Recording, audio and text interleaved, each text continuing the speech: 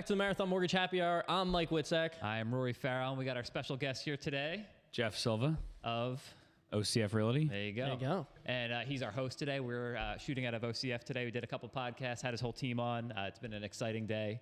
And I will say I'm very glad that the last beer is going to be non-alcoholic because we're 4 podcasts in a row now. So coming off of dry January, even a couple ounces of... I wasn't even thinking it's actually February. It's February, So you went right back in. And well, I saw you at a happy hour on the 31st. Yep. So I broke it a day early because I felt like it was a good day to break it. There was a lot of cool realtors there, a lot of cool people there. So I figured. You know, typically what happens when you break it, you got to go another 30 days. You know, I liked it. I didn't mind it. No. Yeah. I'm going to keep these in my fridge because they're good. They're nice to have, like peppermint every once in a while. Yeah, I loved it too. I'm so used to it now. It tastes normal to me. Yeah. I mean, the thing, I started this years ago when I started doing it, and there wasn't good beers. No, it's terrible. Just terrible. It was all like, I mean, not that Heineken is terrible, but like the 0-0, I don't mind. 0-0 actually is better than, it's like Heineken without the skunkiness. But these are the types of beers that I generally like to drink in real life, in alcohol life. And I mean, you couldn't even tell. Yeah. Yeah. So, you know Mission beer? I know it. I don't know if I've ever had it. So Mission... That's gluten-free? Yeah, it's gluten-free. So I used to drink that. And they actually have some gluten-free... they have gluten-free non-alcoholic beers as well. They're just not real easy to get. Really? Yeah. Huh. Can you just order them online? That's what I tried doing, but I don't know why it didn't work. So I don't know. Well, we've done BrewDog in the past. In January, we did their Elvis AF. Okay. Yep. I'm sure you've had that. This is the Hazy AF, New England style hazy. There you go. Yeah, the Elvis AF's good. I think that was my favorite. It's good summery beer. Yeah, non-alcoholic beer we did. The Elvis? Yeah, the Elvis. Yeah, it's the grapefruit in it. Yeah. Oh, that's right. Yeah. I like drinking them in the summer, sitting in the pool. There you go. Look at this. Dancing around, pouring some beers. Nice. There you go. There's a little bit It's more. funny, like to me, it's all like the seasonality of beer too. You know what I mean? Before it got cold, I was like, no, I want the other one. You know what I mean? We just had with Steve. We did the milk stout, and I was like, that's like a perfect beer for today. I mean, I could drink hazy IPAs all year round. It's kind of like my go-to. Totally. But in the summer, like I love like a nice light lager or like a Czech Pilsner or something like that. But this is kind of my go-to. And as I get older, the hazy pale ales with the lower ABV, just in general, you still get all that flavor. But if you get like 4.5%, 5.5%, that's totally. Like my I prefer a pale ale. I think it's just a little less hoppy, a little cleaner. Yep, for sure. I should have brought some of the Ghost Walkers in too. Those you were telling me about the that. The cans are cool too. All right, I'll have to look at it. They're like black with a skull. Like it's just a cool can. Like it doesn't say like an alcohol free on it. It actually looks like it's like kind of hidden. You know what I mean? All right. Well, cheers. Happy Friday. Thank you for having us. Thank you for hosting us. As typically a Friday thing. No. Typically, peek behind the curtain here. Typically, we do it like Tuesday, Wednesday, Thursday. It gives them a day or two to edit it. But because we're doing so many in a row today, we'll just kind of He'll edit them next week, and then one at a time. Gives me clips for the next 7 months. Really, like oh my god, we have crazy. It's definitely better to do it on a Friday because you don't feel like such a degenerate having a beer at Wednesday at 2:00 or something. It's pretty damn good, isn't it? Yeah, it is. Yeah, I mean it smells like a proper. I always feel like with the alcohol free, as they call them, hazy AF. I always feel like it's better in a glass. I think all beers are better. Well, in a totally, glass. but like I feel like when I drink it out of a can, it just gets like. Just you lose the carbonation a lot faster. It's probably maybe more so with the non-alcohol. I don't know. And especially with beers that are dry hopped, which typically hazy beers are dry hopped, where that's why you dry hop is the aroma, right? Okay. So you can't get aroma as much out of this little hole as you can out of a glass hole. So the whole point of and then when you get really beer nerdy, they make specific glasses for aroma-driven beers where they're like tulipped out. Is it like a decanter for wine? Like basically, because it's meant to accentuate the hoppiness of it. Makes sense. Yeah. There you go. So you're getting the aroma.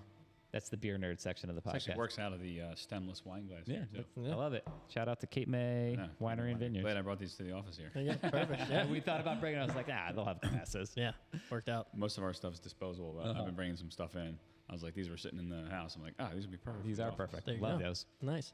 All right. We'll get into the real estate section now. All right. Keep it really simple. I mean, you've been in the business probably for longer than anyone that we've had on the podcast. So Yeah. I mean, I think I was still in diapers when you started. So, so yeah, genuinely. talk about how how you started. Were you in a different career before that? What were the ups and downs, favorite years, best memories? Like, I mean, it's going to be very loose. So Yeah. let's start with where you started. Almost 22 years this year. In April, it'll be 22 years. Wow.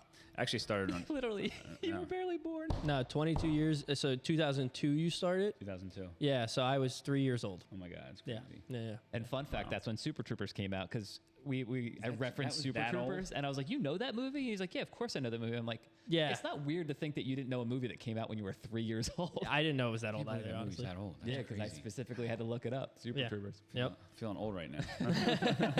Time flies. Yeah.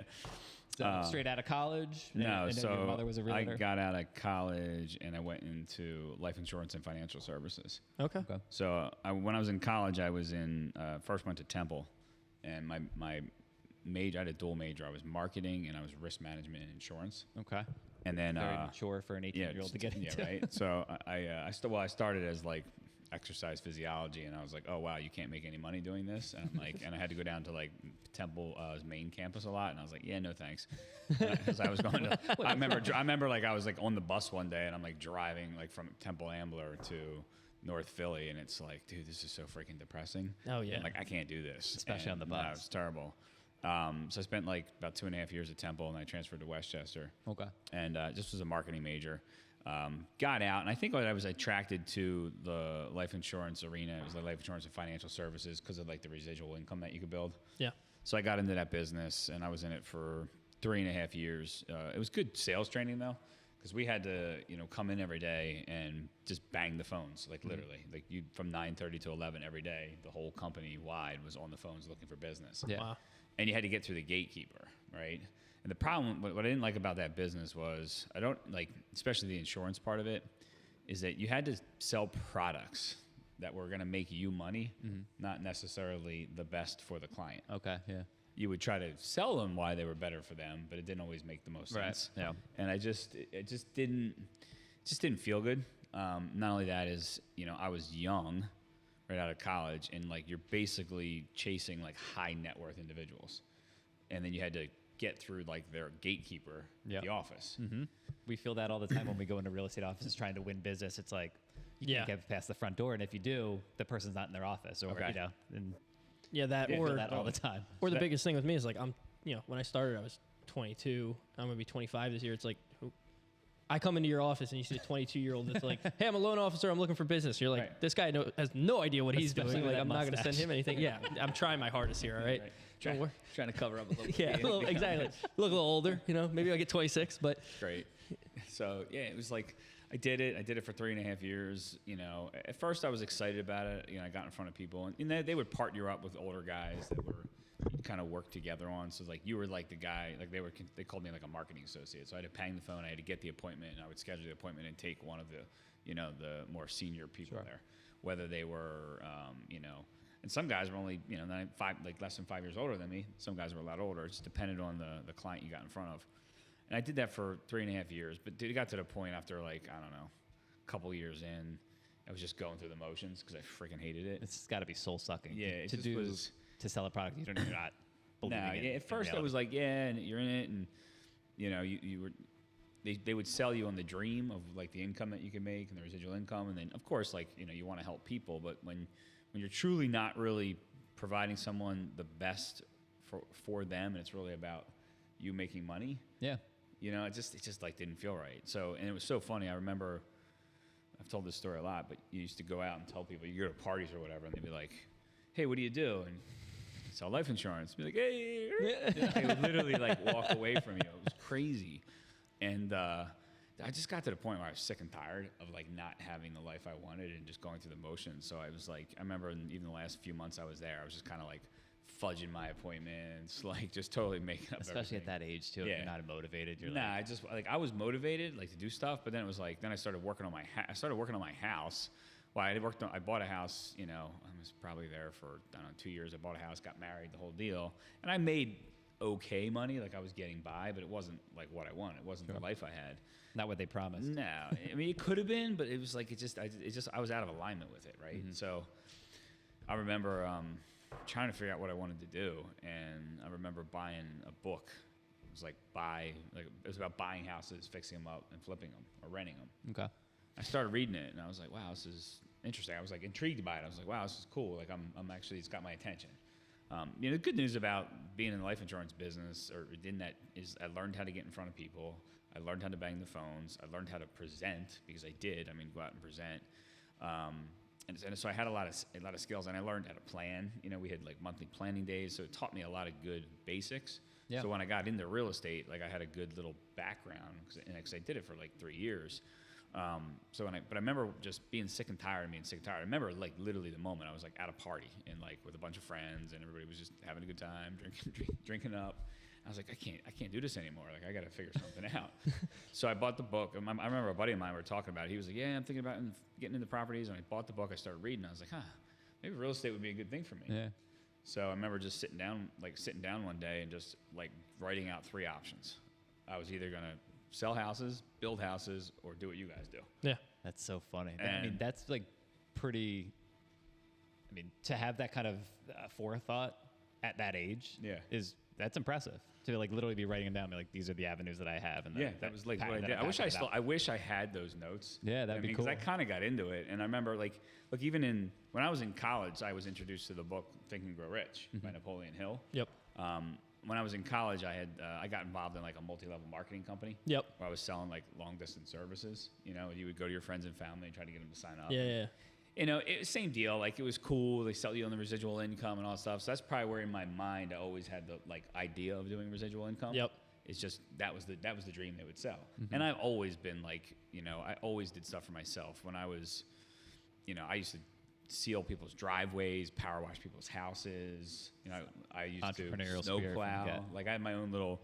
I remember at one point I had my own little business cards. It was like Silva seasonal services, and like this is what I did. Like hustling. Yeah, I was hustling. My dad. It was my dad. Like he, he's a worker. It was like I was framing houses when I was like 12 years old. Yeah.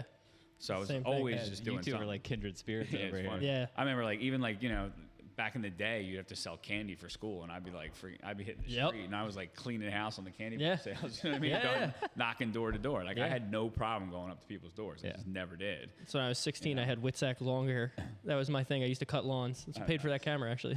So yeah, it's like that's what I did during the summer. It was crazy. I mean, like I remember like even like when I worked for my grandfather, I worked for my dad. Like I just did anything because I always wanted just to have money and not have to depend on people. Yeah. It was funny, even like before I transferred from Temple to Westchester, it was like that we had that big snowstorm of like 95 or whatever it was, and there was like 36 inches of snow. Like it was in Philadelphia. I remember that one. And I had literally, just bought a Jeep Wrangler that I paid like $1,100 for, and it had a plow on it. So here we go. Like $1,100 for a Wrangler? Yeah. Damn. So like we went out, like it was a 77 Wrangler. Actually it might have been a couple years before, but we went out and just within one storm I paid for itself. Yeah. That's awesome. For sure. Especially that storm. That was like serendipitous. Yeah, exactly. That was actually 93. And then 95 we had another big one. And like I remember when I transferred from Temple to Westchester, I went with like, I don't know, it was like how old was I at the time? Like 21, maybe not even. And I went and I had like, I don't know, like $4,000. And I was like, yeah. You thought you were I'm like, I'm going to college. Like I'm on an apartment. Like I got money, and $4,000 back then was a lot of money. Yeah. That's more than I moved to California with. Yeah. And I actually wound up buying a brand new Jeep Wrangler. Damn. So that was back in like 95 or 94, fall 94. So it was pretty cool. That's awesome. So I've always figured out a way just to make it work. But just sitting down that day, and I remember just, my dad was a builder. So I remember just, growing up as a kid, like him just being super frustrated all the time, depending on subs. Like, and I'm saying it kindly right now, but the conversations, what I would hear in the background on the phone, I was like, I don't know if I could deal with that. And then I felt like at the time that mortgages was putting me in that same product arena, which I was in life insurance and financial services, and I didn't want to be in a price-based business. Okay. You know what I mean? So that's where real estate just made more sense to me, And especially back then, the way that you would get paid was so much different than the way that we get paid now because it's so regulated. Like it really disincentivizes us, loan officers in general, from basically making more money on a bad product. Yeah. It really curtails that. Yeah. And I was just so turned off by that in the industry. I mean, they would when I was in life insurance financial services, like you go out and see somebody like, your average Joe, mom and pop family with like 2 kids making, I don't know, $100,000 a year maybe combined, and be like, oh, how much can they save a month? $300. Great. Sell them a life insurance policy. Sell a permanent life insurance policy. Did that really make the most sense for them at the time? Probably not. Yeah. You know what I mean? But it was how you made a living. Yep. So, and a lot of that comes down to the company that you work for too, because there's certainly loan officers that are making money that they shouldn't be making, you know? But when you work for someone like Tom, who's one of your best buddies and you've known for years, like the bottom line is always do the right thing for the client, do the right 100%. Thing for the customer. And guess what? That turns into multiple, referrals, more business down the line. But I mean, there's definitely people not doing the right thing for their clients, you know, in any business. Like, I mean, you see it all the time now. Like, look, I used to walk around and tell people, but like, you know, real estate agents, we don't have a great rap, but neither do attorneys, life insurance salesmen, like all these people. Loan officers. Loan officers, same thing. So, but we all like obviously work differently, and that's why we're all sitting here together. Yeah, absolutely. You know, like we want a different approach, and you know, and I just remember going like, all right, you know what, like this real estate thing, I think like could work. And so I called the guy I bought my house from, who I knew for a long time, the broker at the time. Like, I mean, he was my basketball coach when I was younger. My mom and him went to real estate school together. My mom was in real estate for several years. You know, I don't think she didn't do a whole lot. It was kind of like a part-time mom kind of thing. I just remember taking the classes, and I was like, this is actually pretty cool. Like, I aced the classes, and I'm like, I've never aced anything in my life. You know what I mean? Like, I like kind of, I mean, I did, but like, I was not like I was a B student. I didn't like love school, but I remember taking these real estate classes, and I was like really interested, and I just did like a 3-week crash course program. And I was like, you know what, this is what I'm going to do. And I got into the business on April 1st of 2002. And it took me probably like 3 months before I did my first deal. But I remember that first, 8 months of business, I did like 18, I had 18 sales. Damn. And I was like, all right, there's that money we were talking about. Yeah, it was pretty cool. And I made like more money in those 8 months that I made ever in the financial services arena. And you were happier. And I was happy. The important part is, you didn't totally feel like you were. No, it was great. And it was like, then it was also like, hey, people were like, and I remember like, because I was in life insurance and financial services for so long, and I was so unhappy, like I questioned my own work ethic. Yeah. I did. And people were like, dude, you're a hard worker. Like, what are you worried about? You're going to be fine. And I did. I questioned it at first. And then once I got in, I worked like a dog. And I mean, I had no problem working. I loved it. And, I was 27 years old at the time. And it was kind of hit it at the perfect point because like I had some friends that already owned a home, but most didn't. Yeah. Yep. So I kind of got in at that time, and it just took off really fast. You're so close to that. Yeah. I'm starting to even see it a little bit now. Probably a little different now, just because of the cost of housing today. I imagine that like it's probably closer to the 30-year mark. 30 age. Yeah, but I mean, I've honestly like I've done. It's 3 or 4 of my friends have bought homes already, and I tend to have friend groups that are a lot different ages. Like some of my closest friends are in their 30s, so it's like and the market up by where he grew up is a little different too. It's a lot cheaper. The mountains. I bought my first home for $24,000 in cash. So it's really? like, yeah, 2 years ago. 2 years ago, $24,000. Yeah. You 22 years old? Yeah. 22. Yeah. Still have it. Rental. Yep. Yeah. That's his first one. I go buy it. How many you got? 3 or 4 units now? 3 units now. Yeah. Smart. Yeah, man. That was a mistake I made. Yeah. I'm buying every year, and I didn't. I was talking to somebody. Everyone says that. Oh, dude, I don't want to start. They told you in real estate class, buy a property every year. Yeah. Didn't do it. I'm on track. Past 2 years, I'm good. I don't know about this year. This year's gonna be tough. If last year was a little better, maybe, but we'll see. So that's good, man. You got to do it. You got to do it. Then I got in and I just took off, and I think my first full year I did like 43 transactions. Yeah, I made like I don't know 5 times the amount of money I made before. My man. And then I was just having fun with it. Yeah. Especially you're young, you're making money, you're excited about work. It was great. I mean, I chased it. I loved it, and I was helping people, getting paid, and it was. I mean, I was pretty like I remember my broker he was great. He was a good person to learn from. I remember like day one in the business, he's like, you in this for the long haul? I'm like, yeah. He goes, okay, I want you to buy the software. And it was Top Producer, which was an old CRM. And literally it was like CDs back then. Like there was no online stuff. Yeah. And I remember and I had already had, when I was in life insurance and financial services, I'd already had built somewhat of a CRM. Okay. Because they told you to do that, like go get everybody your parents know. So I had a bunch of names, and I remember just like day one I ordered it, came like a couple days later, and I just started like everybody I knew went into that CRM. I picked a farm area of like, I lived in King of Prussia at the time, so I picked a farm area of like, I don't know, 700, 800 homes. I loaded everyone in my CRM, and I just started mailing people. I mean, I didn't really do a ton of phone calls at the time, just started mailing people. And my wife and I would literally, and I tell people the story all the time because nobody wants to put the work. I don't see a lot of people wanting to put the work in today. Yeah. But literally, we used to, I used to make flyers up. Yep. And stick them in a Xerox machine. Instead of printing them in color to save the money, I'd go to Staples and I'd buy like fluorescent paper. So a ream of like fluorescent paper at that time was like $5. Yeah. So then when you opened it up, it was like neon orange, neon yellow, neon green, and everything was just black and white, copied like 1,000 times. Like it didn't look that great. Yeah. It didn't matter. The point was better than there. white. Yeah. And then we did have email at the time. Started emailing people, and we would sit in front of the TV at night watching Survivor. For probably season 1 or season 2, you know what I mean? And like fold stuff, bulk mail, drive to the post office, like very, very manually intensive. Yeah. But it worked. That's awesome. awesome. I mean? It worked. And, I remember even like farming wise, I started doing a farm. And it took me probably, I'm going to say I started farming, I don't know, fairly quickly, not right away, but maybe I started in April. So maybe by 3 or 4 months later. Yeah. And it took me almost like over a year to get my first listing in the farm area. And I remember the woman called me. She was great. She was moving like out west, and she was like, "You send me stuff all the time, and here I am." And it was so funny because it was like even top producer had like these form letters, and I remember like the first letter. It was so funny. It was like, "I want to hitch my wagon onto your star," and I'm like, "Am I sending this out?" When I totally first started, Tom has those, and I'm like, "Oh, this is it's so bad." But you know what? You would never say this in real life. Totally, and then it worked, and then it was like, oh, recipe cards, like we're mailing, and you're mailing recipe cards to people, and I stopped doing that. Like all these things that I did in the beginning that made me successful, I stopped doing it because things just start happening and you evolve, and now I'm like going back to all those basics. You know what I mean? Yeah.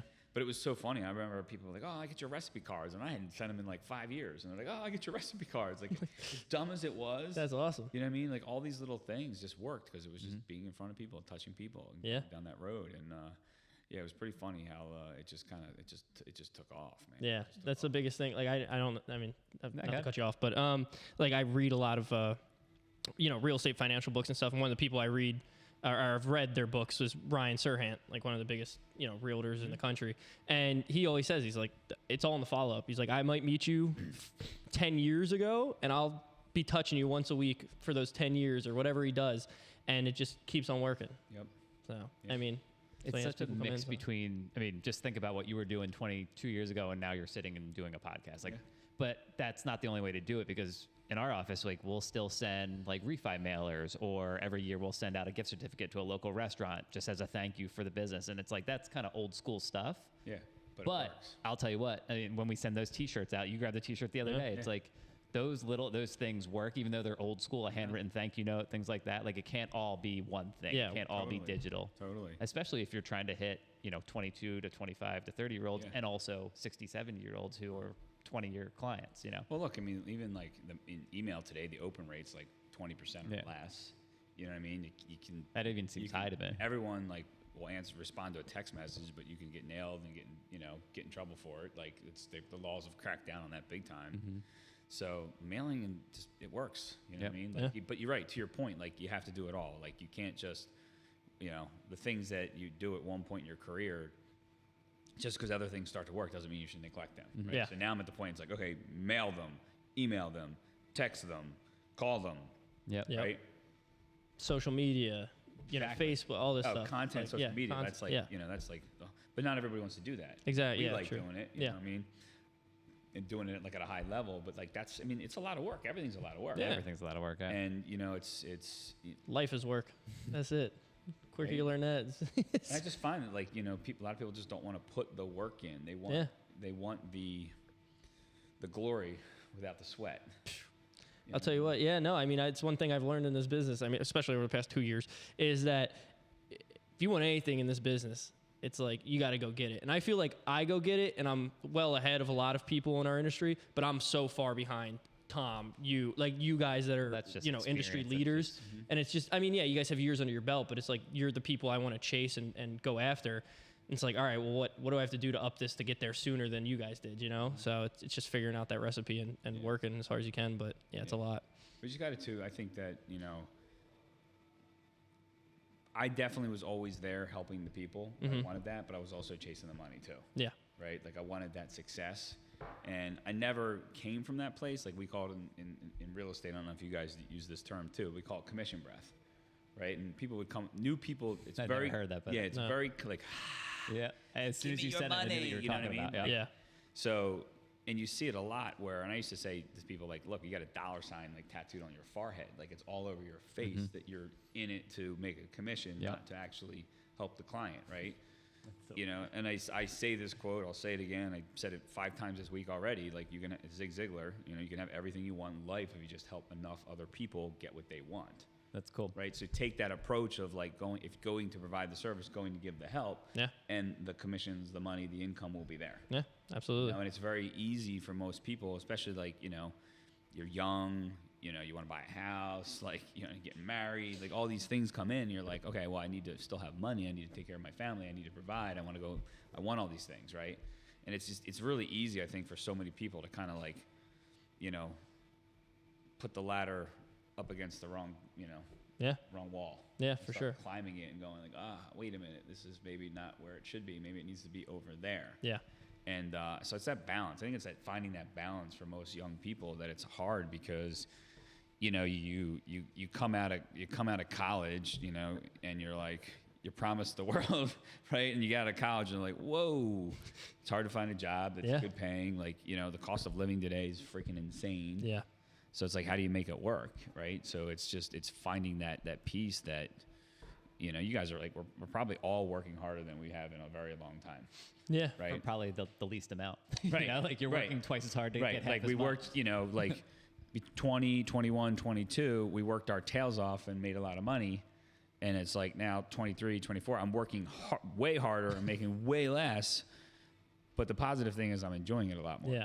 You know what I mean? And I think it's because we're getting back to, for me anyway, like I've gotten back to the things that made me successful in the first place. I've gotten back to like why it is that I chose this career in the first place. Yeah. Yeah. And, but it's a lot, dude. And it's like, technology has been great to have in this world, but it's also made our lives better, but it's also made them a lot harder too. Yeah. Right. Like it's like everything today. Hey, like, call somebody, can't call them, text them, can't text them, email them, right? Or then you call somebody, instead of them calling you back, they email or text you back. It's like, and like, I don't know about you, if you notice this, but like when I could try to call someone, I like can never reach them anymore. Right. There's definitely certain people who will answer. Right. Most people but don't. then they'll call you back. Like they'll get back to you, but it's like you're on to like 10 other things at that point. And then you're like, I can't answer this call right now. Yeah. It's like you're playing phone tag with somebody for like 3 days sometimes. It's like crazy. So, but we're all figuring it out. You know what I mean? Yeah. No. Yeah. I mean, finding that balance with the social media is definitely in life too. Like just, I don't want to be on my phone all day, especially when I get home with the kids. It's like, but in our industries, you really have to be connected available, all the time. Like, so you're not missing calls. Well, the nice thing too about like to that point, nice thing about the market normalizing again, right? Which it is that, what was it? For basically 2 straight years, it was like the spring market. Mm-hmm. Yeah. Right? I mean, from like when the floodgates opened, when the world turned back on, especially like in Pennsylvania and even New Jersey. New Jersey was open, but people weren't doing things. It was like, remember we couldn't, like as realtors, we couldn't show houses for like 6 to 8 weeks. Yeah, it's crazy. And when they mid-June of 2020, when they turned it on, like it didn't stop until like August of 22. You know what I mean? Like that's what slowed down, started to slow down, but it was 2 years of just non-stop all the time. Yeah. Right? Yep. It was crazy. I mean, it was good, but now we're like, good for me. You can get a little crazy. Like, you imagine like trying to find time to do this podcast back then? Like, no way. I'm not worried about it, but I thought about it the other day. I'm like, if we get really busy, like it's especially for you who edits it and stuff, it's time consuming, totally. Getting people like you to come on who are very busy. It's like, it's tough. Yeah. It's got to get it done while you can. Yep. But that's a good problem to have. Yeah, for sure. Being busy. So for sure. And that's part of the reason why we do this podcast is to drive business and get people in front of, get us in front of people, and like be real, right? Yeah. Like every day there's something. Like I had a great workout this morning, came to the office, like, we're building this new new office down here in Jersey, down in Margate. And today, big win was I had a lot of people in here today. There's a lot of good energy, like I got, We walked in, we immediately said, we're like, this is a good vibe in here. Yeah. You got people I mean, we go to offices all the time. No one's ever in offices. And part of being a realtor and being alone is like, you're a people person, right? Or at least the good ones are. Right. So it's like being around people, having collaborative successes. Like it's a good vibe. Yeah, for sure. that's what I want. Like you gotta, I think I can't even tell you. Probably hear it too. Like almost every agent I talk to right now is like, my office is dead. The culture is done. Yep. Then there's still a few offices. We for sure know that. Shine, crazy. But like, that's to me is the biggest win is just an opportunity to do something different, an opportunity to break the norms that are happening right now and just go out and just enjoy it. But like, we have to celebrate wins every single day. Yep. Just gratitude, man. And they can be little things. We say that to people when we say, hey, we're going to do a win. It doesn't need to be professional. It could be personal. It could be a little. It could be big. Whatever. Like sometimes it's just a simple personal thing, and that's absolutely. There's that work-life balance that always needs to happen to make sure that both sides of that equation are positive. 100%. You got to. It's just it's Tony Robbins talks about gratitude all the time. It's so important. And it's like, if you're feeling off and you're not like getting where you want or whatever it is, like if you just sit down and just write down like 10 things that you're grateful for and then think about them and visualize them, your life will change. Your day will change. Yep. You know, like I meditate every morning. That's how I start my day. I sit in my hot tub and meditate every day. Mm-hmm. I don't miss it unless I'm not here. Right. Like literally. And you just get yourself in that state and you start to say like, what's the day going to be like? And like, it's a choice. Right? Every day we have the choice on what the day is going to be like. Yeah. We get to choose, like, if we're going to say, hey, I'm going to be a victim today to life and to the things that happen, to whatever it is, or you can say, you know what, I'm going to go out today and I'm going to create. Yeah.